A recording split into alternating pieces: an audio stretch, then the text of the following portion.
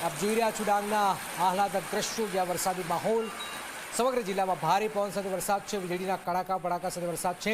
સતત ત્રીજા દિવસે ડાંગ જિલ્લામાં વરસાદી માહોલ સર્જાયો છે।